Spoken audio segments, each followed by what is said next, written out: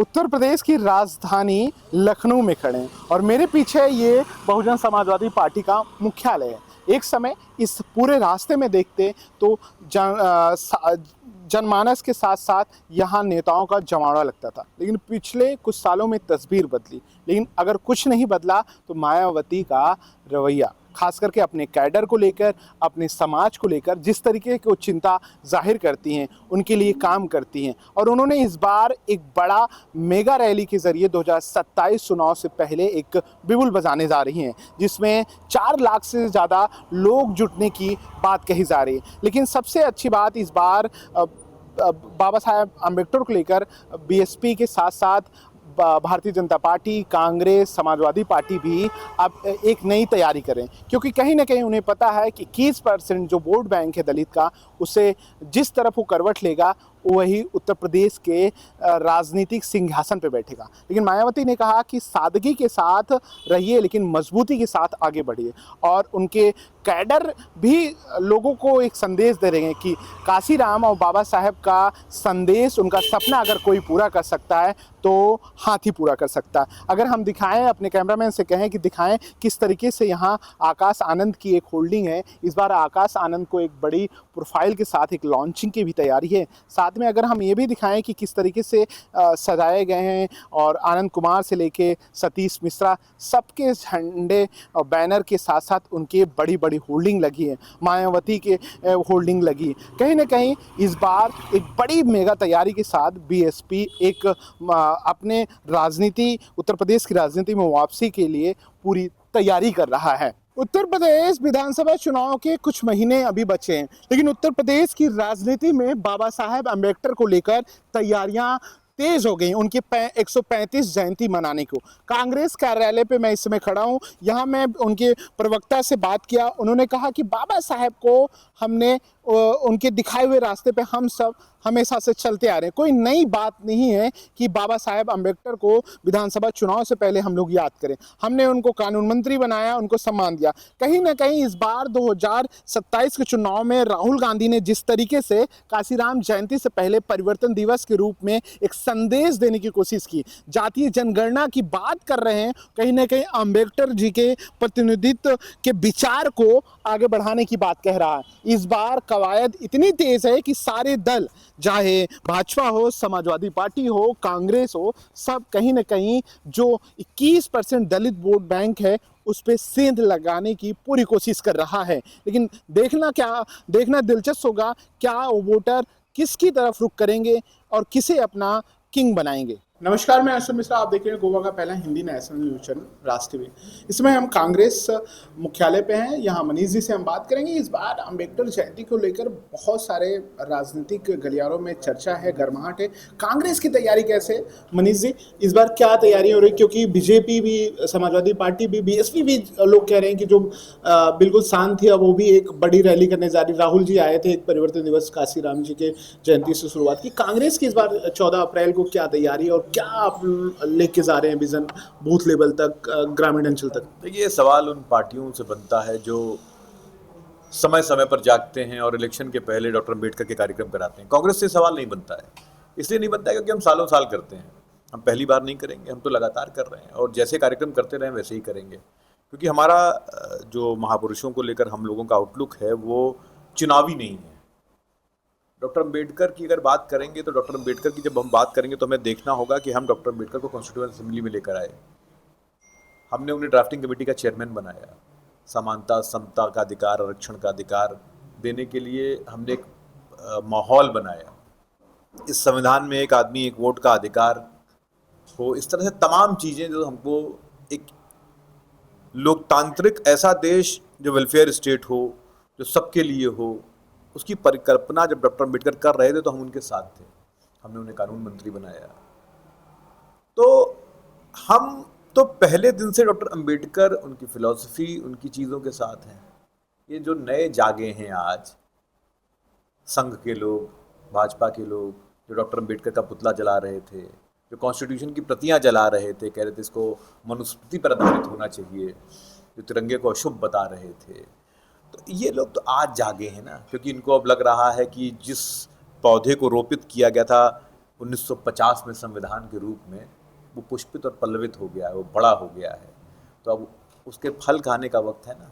तो ये खड़े अभी हो भाजपा की कैबिनेट बैठक हुई तो उसमें 403 करोड़ रुपए खर्चा करें। हर विधानसभा में अम्बेडकर जी के जहां मूर्तियां थी उन पे छत लगाने की बात करें, बाउंड्री वॉल कर करें, तो किस तरीके से कांग्रेस देखती, क्या चुनाव के मद्देनजर? पैसे की बात आएगी तो हम भाजपा की तुलना कैसे करेंगे भाई? पूरा देश बेच दिया।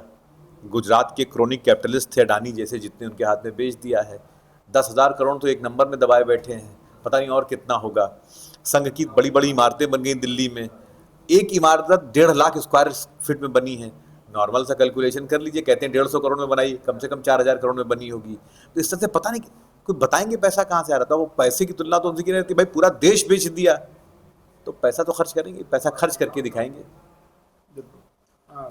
राष्ट्रपति से बातचीत करने के लिए बहुत बहुत धन्यवाद। तो ये कांग्रेस के प्रवक्ता मनीष जी थे, जिन्होंने तैयारियों को लेकर साथ साथ भाजपा के जो इस बार 403 करोड़ रुपए के लिए तमाम सवालों को लेकर उन्होंने अपनी राय रखी। मानना है कि वो महापुरुष थे, संविधान में उनका बड़ा योगदान था, देश में निचले तबके को ऊपर लाने के लिए उन्होंने बड़ा काम किया। और मुझे लगता है सभी राजनीतिक दल को ऐसे महापुरुष के कार्यक्रम में शामिल होना चाहिए। और सभी राजनीतिक दल कार्यक्रम पर, भारतीय जनता पार्टी ने विशेष अभियान चला रखा है।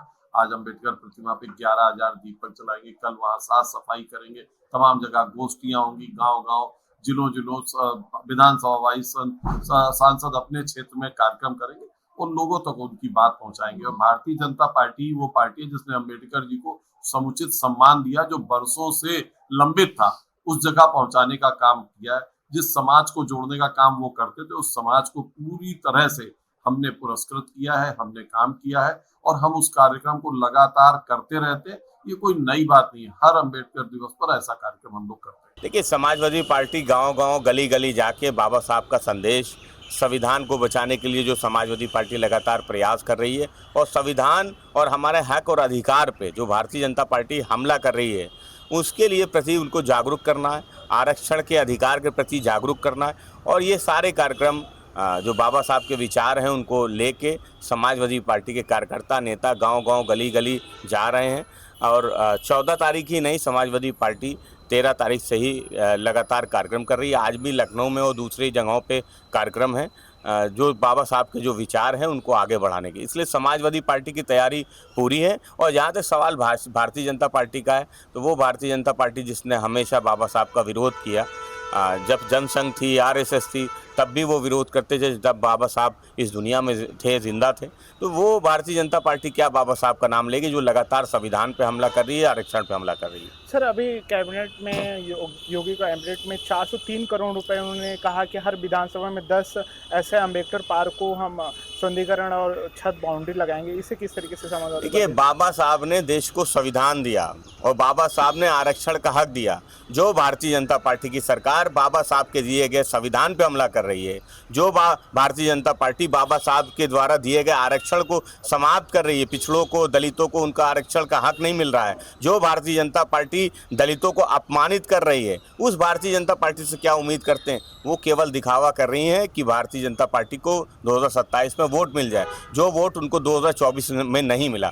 जब तक भारतीय जनता पार्टी आरक्षण पे हमला करती रहेगी, संविधान पे हमला करती रहेगी, लोकतंत्र पे हमला करती रहेगी और वो सोचती रहेगी कि वो बाबा साहब का नाम ले लेगी, तो सवाल ये है कि बाबा साहब ने देश को संविधान दिया और बाबा साहब के मानने वाले लोग वो जानते हैं कि भारतीय जनता पार्टी संविधान विरोधी है। मैं इस समय खड़ा हूँ बीजेपी मुख्यालय के सामने और इस बार तस्वीर मुख्यालय से केसरिया रंग के साथ नीला रंग भी नज़र आ रहा है, क्योंकि देश के प्रधानमंत्री और भाजपा के स्टार प्रचारक कहें नरेंद्र मोदी मऊ से लेके लंदन तक जिस तरीके से पंचतीर्थ अम्बेडकर जी के विचारों को लेकर, संविधान के संदेश को लेकर उन्होंने आगे बढ़ाई, तो इस बार 14 अप्रैल की बात जो करें तो कहीं ना कहीं भाजपा भी इस बार एक संविधान गौरव यात्रा के तौर पे देख रही, क्योंकि भाजपा को ही पता है बाकी दलों की तरह कि इस बार 2026 में अम्बेडकर जी की जयंती कोई आम नहीं, क्योंकि 2027 में 21% जो वोट बैंक है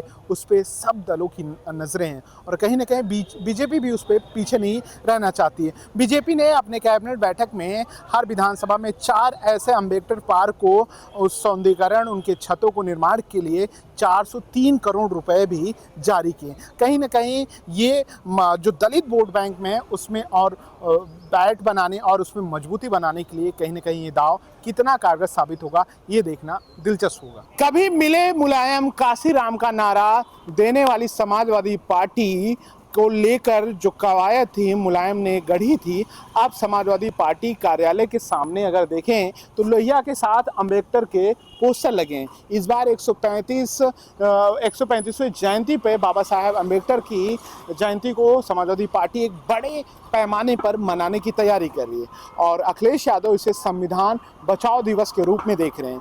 वैसे बात करें कहीं ना कहीं मुलायम के साथ जब काशी राम का नारा दिया गया था, वो कहीं ना कहीं उत्तर प्रदेश की राजनीति में एक नई राजनीति की इबादत लिखी गई थी। अब तस्वीरें बदल चुकी हैं। अब अखिलेश यादव पीढ़ी की बात करते हैं, अल्पसंख्यक, पिछड़ा, दलित और आधी आबादी का। लेकिन इस बार 2027 में क्या भीमराव अंबेडकर को लेकर जिस तरीके से कवायद और उनकी जयंती को लेकर तैयारियां हो रही हैं, क्या दलित वोट बैंक को साधने में समाजवादी पार्टी सफल हो पाएगी, ये देखना दिलचस्प होगा। अब अगर देखें यहाँ पूरे कार्यालय में देखें, लोहिया के साथ अब अम्बेडकर की तस्वीरें भी इस बात की गवाही दे रही है कि कहीं ना कहीं राजनीति में, उत्तर प्रदेश की राजनीति में अब कहीं ना कहीं एक नई ओर इशारा कर रहा है।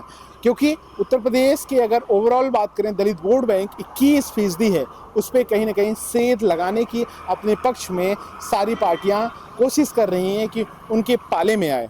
इतिहास गवाह है कि दिल्ली का रास्ता लखनऊ से होकर गुजरता है, लेकिन इस बार उत्तर प्रदेश की फिजाओं में बसंत के समय में राजनीतिक गर्माहट, सरगर्मियां तेज देखने को मिल रही है। लेकिन उत्तर प्रदेश में अगर बात करें तो यहाँ की फिजाओं में, यहाँ की राजनीति में सामाजिक न्याय के रास्ते से गढ़ी और बुनी जाती है, जिसे बाबा साहेब भीमराव अंबेडकर ने गढ़ा था।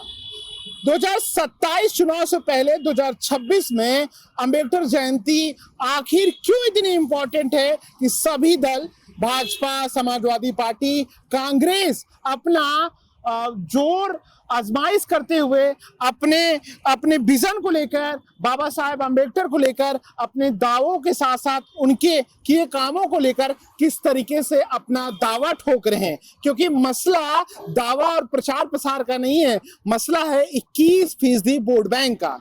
लेकिन देखना दिलचस्प होगा कि उत्तर प्रदेश के राजनीतिक गलियारों में 14 अप्रैल इस बार किस तरीके से, किस रंग में रंगा है। हर पार्टी कार्यालय में एक ही रंग दिख रहा है, नीला रंग, अंबेडकर का रंग। लेकिन इस बार का ब्लूप्रिंट क्या है, हमारे साथ यानी राज टीवी के साथ देखें लखनऊ की सड़कों से, लखनऊ के गलियारों से खास रिपोर्ट।